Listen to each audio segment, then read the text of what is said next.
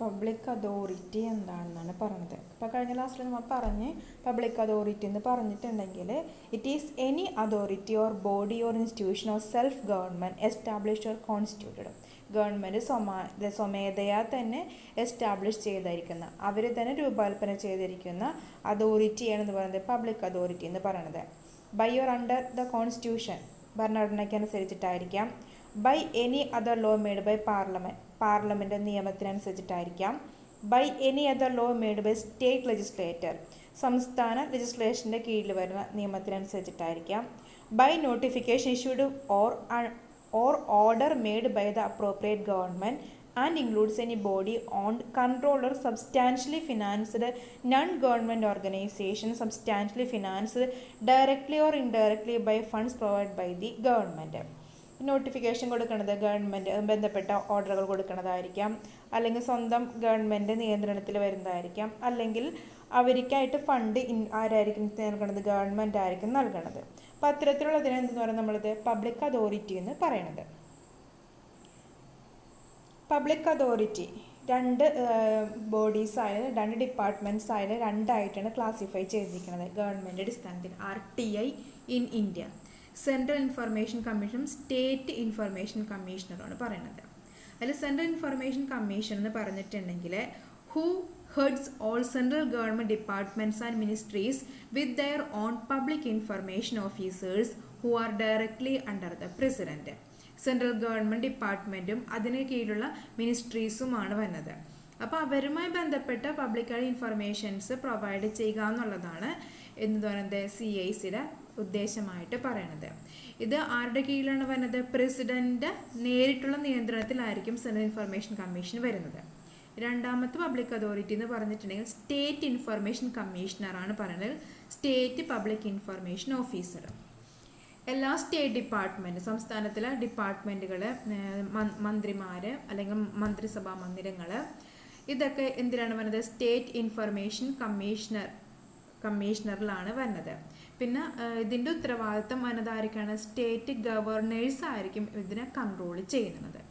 Both these bodies are independent and CIC has no jurisdiction over SIO. രണ്ടും എന്താണ്? വ്യത്യസ്തമായിട്ടുള്ള departments ആണ്. ഇപ്പോൾ CICയുടെ കീഴിൽ വന്നതല്ല SIO, അതുപോലെ SIOൻ്റെ കീഴിലായിരിക്കില്ല CIC. രണ്ടിനും തമ്മിൽ എന്താണ്? ഇൻഡിപെൻഡൻ്റ് ആയ ഒന്നിനും എന്തില്ല, ഡിപ്പെൻഡ് ചെയ്തല്ല പ്രവർത്തിക്കുന്നത്. ഓരോന്നിനും ഓരോന്നിൻ്റെ വ്യക്തിത്വം ഉണ്ടായിരിക്കും. അപ്പോൾ സെൻട്രൽ ഇൻഫർമേഷൻ കമ്മീഷൻ കൺട്രോൾ ചെയ്യുന്ന പ്രസിഡൻറ്റും സ്റ്റേറ്റ് ഇൻഫർമേഷൻ കമ്മീഷൻ കൺട്രോൾ ചെയ്യുന്നതും ഗവർണറും ആണ്. ഇൻകോമ്പീറ്റന്റ് അതോറിറ്റി എന്ന് പറഞ്ഞിട്ടുണ്ടെങ്കിൽ എന്തൊക്കെയാണെന്നാണ് പറയുന്നത്.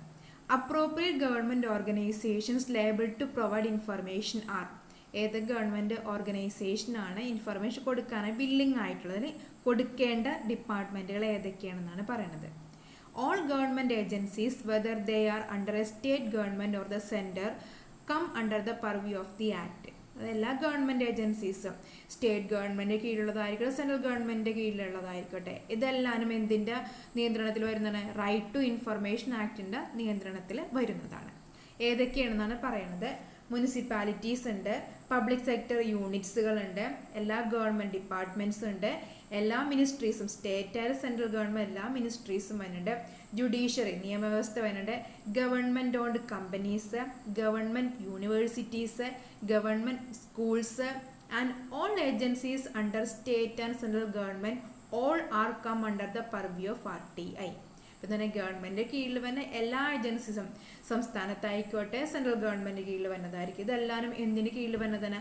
RTI ആക്ടിന് നിയന്ത്രണത്തിൽ വരുന്നതാണ്. അപ്പോൾ ഇത്രയുമാണ് എന്താണ് കോമ്പീറ്റൻ്റ് അതോറിറ്റി എന്ന് പറഞ്ഞിട്ടുണ്ടെങ്കിൽ. ഇവിടെ കോമ്പീറ്റൻ്റ് അത് മുനിസിപ്പാലിറ്റിയുടെ വരുന്നത് ആരായിരിക്കും? ചെയർമാൻ. അങ്ങനെ പബ്ലിക് സെക്ടർ യൂണിറ്റ്സ് അതിൻ്റെ ഹെഡ് ആരാണ്. അപ്പോൾ അത്തരത്തിലുള്ള സ്ഥാപനങ്ങളൊക്കെ എന്തിൻ്റെ ഇതിൽ വരുന്നതാണ്? RTI ആക്ടിന് കീഴിൽ വരുന്നത്, റൈറ്റ് ടു ഇൻഫർമേഷൻ ആക്ടിന് കീഴിൽ വരുന്ന സ്ഥാപനങ്ങളാണ്. അടുത്ത ഒബ്ലിഗേഷൻസ് ഓഫ് പബ്ലിക് അതോറിറ്റിയാണ് പറയണത്. 4 ഒബ്ലിഗേഷൻസ് ആണ് മെയിനായിട്ട് പറയണത് കേട്ടോ. അതിൽ ഫസ്റ്റ് വൺ പറയണത് maintain all records duly catalogued and indexed in a manner and the form which facilitate the RTI under this act. എന്താണ് എല്ലാ റെക്കോർഡ്സും എന്താണ് കാറ്റലോഗ് ചെയ്ത് ഇൻഡെക്സ് ചെയ്ത് വെച്ചിരിക്കണം. കാറ്റലോഗ് ഇൻഡെക്സ് ചെയ്യുന്നതിന് വളരെ വേഗത്തിൽ ഓരോ ഇൻഫർമേഷൻ്റെ സ്വഭാവത്തിനനുസരിച്ച് കളക്ട് ചെയ്യുന്നതിന് വേണ്ടിയിട്ട്. Also ensure that all records that are appropriate to be computerized are within a reasonable time. അതുകൂടാതെ എന്താണ് എല്ലാ റെക്കോർഡ്സും എന്താണ് കമ്പ്യൂട്ടറൈസ് ചെയ്തിട്ടുണ്ടായിരിക്കണം. വിത്തിൻ എ റീസണബിൾ ടൈം, ചെയ്തിട്ടില്ലെങ്കിൽ സമയത്തുള്ളത് ചെയ്തിട്ടുണ്ടായിരിക്കണം. അപ്പോൾ പെട്ടെന്ന് നമ്മൾക്ക് കിട്ടുന്നതിന് വേണ്ടി എല്ലാ കാര്യങ്ങളും എന്ത് ചെയ്യുന്നത് കമ്പ്യൂട്ടറിലേക്ക് എൻ്റർ ചെയ്യണം എന്ന് പറയുന്നത്. And subject to availability of resources computerized and connected through a network all over the country on different systems so that access to such record is facilitated. അപ്പോൾ ഏത് സബ്ജക്റ്റിനെ കുറിച്ചുള്ള റിസോഴ്സ് നമുക്ക് അവൈലബിൾ ആയിരിക്കണം, എല്ലാവരും കമ്പ്യൂട്ടറൈസ് ചെയ്തിട്ടുണ്ടായിരിക്കണം. ലോകത്തിൻ്റെ ഏത് ഭാഗത്തു നിന്ന് വേണമെങ്കിൽ നമുക്ക് എന്ത് ചെയ്യാൻ പറ്റണം, ഇൻഫർമേഷൻസ് അതിനനുസരിച്ചിട്ട് സ്വീകരിക്കുന്നതിനും ചെയ്യണം. അതുപോലെ നമ്മളിലുള്ള റെക്കോർഡ്സുകൾ ഉപയോഗിച്ചിട്ട് എന്ത് ചെയ്യാൻ പറ്റണം, മറ്റുള്ള സോഴ്സുകൾ കണ്ടെത്താനായിട്ട്, ആ ഇൻഫർമേഷൻ സഹായിക്കുന്ന സോഴ്സുകൾ കണ്ടെത്താനായിട്ട് സാധിക്കുകയും വേണം. അപ്പോൾ ഒന്നാമത്തെ പറഞ്ഞ റെക്കോർഡൊക്കെ എങ്ങനെയായിരിക്കും, നല്ല രീതിയിൽ കാറ്റലോഗ് ചെയ്ത് ഇൻഡെക്സ് ചെയ്ത് വെച്ചിട്ടുണ്ടായിരിക്കും, കമ്പ്യൂട്ടറൈസ് ചെയ്തിട്ടുണ്ടായിരിക്കും. അതാണ് ഒന്നാമത്തെ ഒബ്ലിഗേഷൻസ് പറയണത്. ഇനി രണ്ടാമത്തെ പറയണത് public authority should publish the following within 120 days of enactment. Public authority എന്ത് ചെയ്യണം, അവർക്കത് ഉത്തരവ് കിട്ടി അല്ലെങ്കിൽ ഇൻഫർമേഷൻ കിട്ടി 120 ദിവസത്തിനുള്ളിൽ താഴെ പറയുന്ന കാര്യങ്ങൾ എല്ലാവരും പബ്ലിഷ് ചെയ്തിട്ടുണ്ടായിരിക്കണം. ഒരു 16 പോയിന്റ്സ് ആണ് ഇതിൽ പറയുന്നത് കേട്ടോ. 120 ഡേയ്സിനുള്ളിൽ എന്ത് ചെയ്യേണ്ടത്, പബ്ലിഷ് ചെയ്യേണ്ടത്. ഫസ്റ്റ് പറയണത് particulars of organisations function and duties. ഏത് ഓർഗനൈസേഷനാണോ അതിൻ്റെ ഫങ്ഷൻ ആൻഡ് ഡ്യൂട്ടീസും. Powers and duties of officers and employees in the organisation. ആ സ്ഥാപനത്തിലെ എംപ്ലോയീസ് ആരൊക്കെയാണ്, ഓഫീസേഴ്സ് ആരൊക്കെയാണ്, അവരുടെ ഡ്യൂട്ടീസും പവേഴ്സും എന്താണെന്നുള്ളത്. മൂന്നാമത്തത് details of decision making procedure and process. അവരുടെ ഡിസിഷൻ മേക്കിംഗ് പ്രൊസീജിയർ എങ്ങനെയാണ്, പ്രോസസ്സ് എങ്ങനെ, പ്രവർത്തനം എങ്ങനെയാണ് നടക്കുന്നത്, തീരുമാനങ്ങൾ ഏത് രീതിയിലാണ് അവർ എടുക്കുന്നത്. 4 ദ നോം set for discharging is duties. അവരെങ്ങനെ അവരുടെ ഡ്യൂട്ടീസ് നല്ല രീതിയിൽ ചെയ്യുന്നുണ്ട്, അതിന് റൂൾസ് ആൻഡ് റെഗുലേഷൻസ് ഉണ്ടോ. 5 rules, regulation, instruction, manuals and records used by employees in discharging their works. ഇനി എംപ്ലോയീസിനെ നമ്മൾ വർക്ക് ഏൽപ്പിക്കുമ്പോൾ അത് ഏത് രീതിയിലാണ് ഫ്രെയിം ചെയ്താക്കുന്നത്, അവർക്ക് ആവശ്യമായ ഇൻസ്ട്രക്ഷൻ കൊടുക്കുന്നത്, മാനുവലായിട്ട് റെക്കോർഡ്സ് ഉണ്ട്, അതിന് കറക്റ്റായ റെക്കോർഡ് സൂക്ഷിക്കുന്നുണ്ടെന്നുള്ളത്. 6 statement on different categories of document held and under its control. പല തരത്തിലുള്ള ഡോക്യുമെൻറ്റ്സ് ഉണ്ടായിരിക്കും, അത് ഓരോ രീതിയിലും നമ്മൾ കാറ്റഗറൈസ് ചെയ്ത് വെച്ചിട്ടുണ്ടോ, അത് നല്ല രീതിയിൽ നടക്കുന്നുണ്ടോ എന്ന് ഉറപ്പുവരുത്തുകയും ചെയ്യാം. 7 details about existing mechanism in policy formulation implementation. ഏത് രീതിയിലാണ് അവരുടെ നയങ്ങൾ ഫോർമുലേറ്റ് ചെയ്താക്കുന്നത്, ഇംപ്ലിമെൻറ്റ് ചെയ്താക്കുന്നത്, അതായത് നിലവിൽ ആ സ്ഥാപനത്തിൽ നിലനിൽക്കുന്ന രീതി എന്താണ്, അവർ പ്രവർത്തനങ്ങൾ നടത്തിക്കൊണ്ടു പോകുന്ന രീതി എന്താണ്, അവർ ഓൾറെഡി സെറ്റ് ചെയ്ത് വെച്ചനുസരിച്ച് എന്തെങ്കിലും വേരിയേഷൻസ് വന്നിട്ടുണ്ടോ, അത് വന്നെങ്കിൽ എന്തുകൊണ്ടാണ് അങ്ങനെ വന്നത്, അതിനെക്കുറിച്ചുള്ള ഡീറ്റെയിൽസ്. അടുത്തത് 8ാമത്തെ പറയണത് statement of boards, councils, committees and other bodies consisting of 2 or more persons constituted by it. Information such as meeting and minutes are open to public, etc. ഇപ്പം ബോർഡ് മീറ്റിങ്ങുകളുടെ സ്റ്റേറ്റ്മെൻറ്റ്, കൗൺസിൽസ് കൂടെ, committee, മറ്റുള്ള ബോഡീസിൻ്റെ മീറ്റിങ്ങുകളൊക്കെ കൂടുകയാണെങ്കിൽ അതിൽ എത്ര അംഗങ്ങൾ വന്നിട്ടുണ്ട്, ഓരോ ഇതിലും ബോർഡിൽ എത്ര പേരുണ്ട്, കൗൺസിൽസ്, കമ്മിറ്റീസ്, അതർ ബോഡീസ്, ഇതിലൊക്കെ എത്ര പേഴ്സൺസ് ആണ് അടങ്ങിയിരിക്കുന്നത്. 2 or more പേഴ്സൺസ് ഉണ്ടെങ്കിൽ അതിനെക്കുറിച്ചുള്ള ഡീറ്റെയിൽസ്. അതുപോലെ ഇൻഫർമേഷൻസ്, അവർ കൂടുന്ന മീറ്റിങ്ങുകൾ നടത്തേണ്ട ഇൻഫർമേഷൻസ് ഉണ്ടായിരിക്കണം, മിനിറ്റ്സുകളൊക്കെ ഉണ്ടായിരിക്കണം, അതെല്ലാം എങ്ങനെയായിരിക്കും, പബ്ലിക്കിന് അവൈലബിളും ആയിരിക്കണം. അടുത്തത് 9ാമത്തെ പറയണത് directory of employees and officers. എംപ്ലോയീസിൻ്റെ ഓഫീസേഴ്സിൻ്റെയും ഒരു ഡീറ്റെയിൽഡ് ആയുള്ള ഇൻഫർമേഷൻസ് ഉണ്ടായിരിക്കാം. 10 monthly remuneration of each officers and employees and system of compensation as provide in the regulation. ഓരോ ഓഫീസേഴ്സിനും എംപ്ലോയീസിനും കൊടുക്കണം മന്ത്ലി റെമ്യൂണറേഷൻ എത്രയാണ്, പിന്നെ കോമ്പൻസേഷൻ കൊടുക്കുന്നുണ്ടെങ്കിൽ അത് ഏത് രീതിയിൽ, എന്തിൻ്റെ അടിസ്ഥാനത്തിൽ കോമ്പൻസേഷൻ കൊടുക്കുന്നത്. അടുത്ത 11ാമത്തത് details of budget allocation to each agency showing plans, proposed expenditure and report on disbursement. Budget ഏത് രീതിയിൽ അലോക്കേറ്റ് ചെയ്താക്കണത്, എന്ത് പ്ലാനിങ് ആണ് അവർ നടത്തിയാക്കുന്നത്, അവർ വരാൻ പോകുന്ന എക്സ്പെൻഡിച്ചർ എത്രയാണ് പ്രതീക്ഷിക്കുന്നത്, ഏത് രീതിയിലാണ് അവർ അത് ഡിസ്പേഴ്സ് ചെയ്യണത്, ഡിസ്പേഴ്സ് എന്ന് പറഞ്ഞാൽ ഏത് രീതിയിലാണ് ചിലവാക്കണം, അതിനെക്കുറിച്ച് റിപ്പോർട്ടുകൾ ഉണ്ടായിരിക്കാം. അപ്പം ബഡ്ജറ്റ് അലോക്കേഷൻ എങ്ങനെയാണ് വന്നത്, നമ്മൾ പ്രതീക്ഷിക്കുന്ന എക്സ്പെൻഡിച്ചർ എത്രയാണ്, അത് ഏത് രീതിയിലാണ് നമ്മളത് പേ ഓഫ് ചെയ്യുന്നത്, അതിനെക്കുറിച്ച് ഡീറ്റെയിൽസ്. അടുത്ത 12ാമത്തത് the manner of execution of subsidy programmers including the amount allocated and details of beneficiaries of such programmes. സബ്സിഡികളൊക്കെ ഉണ്ടെങ്കിൽ അതിൻ്റെ പ്രോഗ്രാമുകൾ ഏത് രീതിയിലാണ് നമ്മൾ എക്സിക്യൂട്ട് ചെയ്താക്കണത്, അതുപോലെ എത്ര എമൗണ്ട് ആണ് ആ പ്രോഗ്രാമിന് വന്നത്, ആ പ്രോഗ്രാം പ്രകാരം ആർക്കാണ് അതിൻ്റെ ബെനിഫിറ്റ് ഉണ്ടാവുന്നത്, ആ പ്രോഗ്രാം നടത്തിയുള്ള ബെനിഫിറ്റ് ആർക്കൊക്കെയാണ് വന്നത്, അതിനെക്കുറിച്ചുള്ള ഡീറ്റെയിൽസ്. നെക്സ്റ്റ് 13ാമത്തെ പോയിന്റ് ആണ് details or recipient of concessions permits or authorisation granted by it. Concession ഉണ്ടെങ്കിൽ ആ കൺസെഷൻ റിസീപ്റ്റ് ചെയ്താക്കണ ആരാണ്, പെർമിഷൻ കൊടുത്താക്കണ അതാണ്, ആരുടെ നിർദ്ദേശപ്രകാരമാണ് അല്ലെങ്കിൽ ആരാണ് ആ ഗ്രാൻറ്റുകൾ പെർമിറ്റ് ചെയ്യുന്ന അതോറിറ്റി, അതിനെക്കുറിച്ച് ഡീറ്റെയിൽസ് ഉണ്ടായിരിക്കാം. അടുത്തത് 14ാമത്തത് details in respect to information available or held by it reduced in an electronic form. ഇതാണ് ഇൻഫർമേഷൻസ് നമ്മൾക്ക് അവൈലബിൾ ആണ്, നമ്മുടെ കയ്യിലുണ്ടെങ്കിൽ, ഇതിനെക്കുറിച്ച് വിവരങ്ങളൊക്കെ കയ്യിലുണ്ടെങ്കിൽ അതെന്തിലേക്ക് മാറ്റാം, ഇലക്ട്രോണിക് ഫോമിലേക്ക് മാറ്റാനായിട്ട് നോക്കാം. അടുത്തത് the particulars of facilities available to citizens for obtaining information including the working hours of a library or reading room if available for public use. അതായത് നമ്മൾ സിറ്റിസൻസ്, ഇത് പൗരന്മാർക്ക് അല്ലെങ്കിൽ പൊതുജനങ്ങൾക്ക് ആവശ്യമായ ഇൻഫർമേഷൻ കിട്ടുന്നതിന് വേണ്ടിയിട്ട് എന്ത് കാര്യങ്ങളാണ് പബ്ലിക് യൂസിന് വേണ്ടി ചെയ്താക്കുന്നത്, ലൈബ്രറി ഉണ്ട് അല്ലെങ്കിൽ റീഡിംഗ് റൂം ഉണ്ട് അവൈലബിൾ ആയിട്ടുള്ളത്, അതിനെ നിശ്ചയിച്ചാണ് വർക്കിംഗ് അവേഴ്സ് എത്രയാണെന്ന് നോക്കാം. അതായത് ഓഫീസിലാണെങ്കിലും കമ്പനികളിലൊക്കെ ആണെങ്കിൽ അവിടെ ജോലിക്കാർക്ക് ലിഷറിങ് ടൈം വേണമെന്നുണ്ട്, ആ സമയത്ത് അവർക്ക് ഏത് രീതിയിലാണ് അത് ഉപയോഗിക്കാൻ പറ്റുന്നത്. പിന്നെ അല്ലെങ്കിൽ പൊതുജനങ്ങൾക്കായിട്ട് എന്തെങ്കിലും ഇൻഫർമേഷൻസ് ആക്സസ് ചെയ്യാനുള്ള സൗകര്യങ്ങൾ എന്തൊക്കെയാണ് ആ സ്ഥാപനം ചെയ്തു കൊടുത്താക്കുന്നത്. ലാസ്റ്റത്തെ പറയണത് details of public information officer. Public information officer ഉണ്ടെങ്കിൽ അവരുടെ ഡീറ്റെയിൽസും. ഇത്രയുമാണ് 2ാമത്തെ പോയിന്റിൽ പറയണത് കേട്ടോ.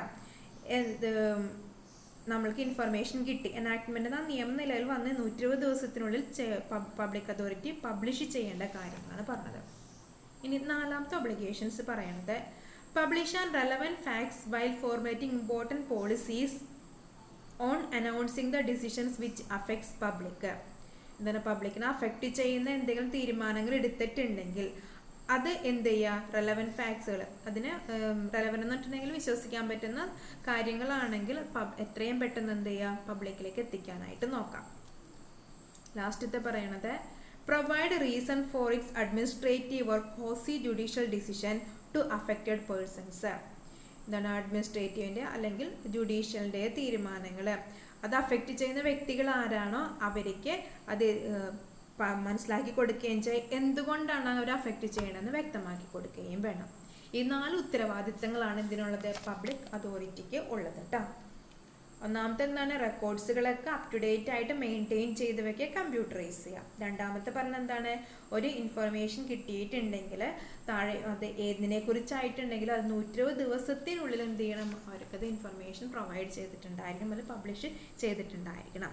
3ാമത്തെ പറഞ്ഞ എന്താണ്, പൊതുജനങ്ങളെ ബാധിക്കുന്ന കാര്യങ്ങളാണെങ്കിൽ വളരെ വേഗത്തിൽ എന്ത് ചെയ്യാന്ന് പറഞ്ഞാൽ അത് പബ്ലിഷ് ചെയ്ത റെലവൻറ്റ് ഫാക്ട്സ് എന്നാൽ അതിന് സാധൂകരിക്കുന്ന തെളിവിൻ്റെ അടിസ്ഥാനത്തിൽ പബ്ലിഷ് ചെയ്യാനായിട്ട് നോക്കണം. ലാസ്റ്റത്തെ പറയാൻ എന്താണ്, അഫക്റ്റഡ് പേഴ്സൺസ് ഉണ്ടെങ്കിൽ, ജുഡീഷ്യൽ ഡിസിഷൻസ് ഒക്കെ അഫക്റ്റ് ചെയ്യുന്ന പേഴ്സൺസ് ഉണ്ടെങ്കിൽ അവർക്ക് തക്കതായ റീസൺസ് പ്രൊവൈഡ് ചെയ്യാനായിട്ട് സാധിക്കുകയും വേണം. ഇനി അടുത്ത് പറഞ്ഞത് ഒബ്ജക്റ്റീവ്സ് ഓഫ് ദി ആക്ട് ആണ് കേട്ടോ. Objectives of the act 10 points ആണ് പറയുന്നത് ഒബ്ജക്റ്റീവ്സ് ആയിട്ട്. ഒന്നാമത്തെ പറയുന്നത് RTI is A part of fundamental rights under article 19 subsection 1 of constitution.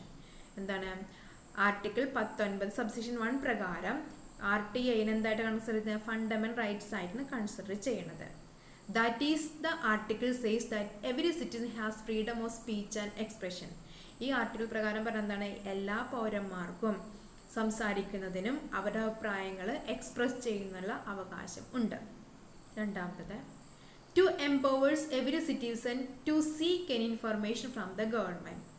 എല്ലാ പൗരന്മാർക്കും എന്താണ് ഗവൺമെൻറ്റിൽ നിന്നും അവർക്ക് ആവശ്യമായിട്ടുള്ള ഇൻഫർമേഷൻ കിട്ടുന്നതിനുള്ള അധികാരം ഉണ്ട്. എംപവേഴ്സിന് അവർ അതിനുള്ള അവകാശമുണ്ട്. 3 to inspect any government documents. ഏത് ഗവൺമെൻറ് ഡോക്യുമെന്റ് നമുക്ക് എന്താ ഇൻസ്പെക്ട് ചെയ്യാം. അടുത്തത് to see copy of any records. ഏത് റെക്കോർഡിനെ കോപ്പി എടുക്കാൻ ആവശ്യമായ സഹായങ്ങൾ ചെയ്യാം.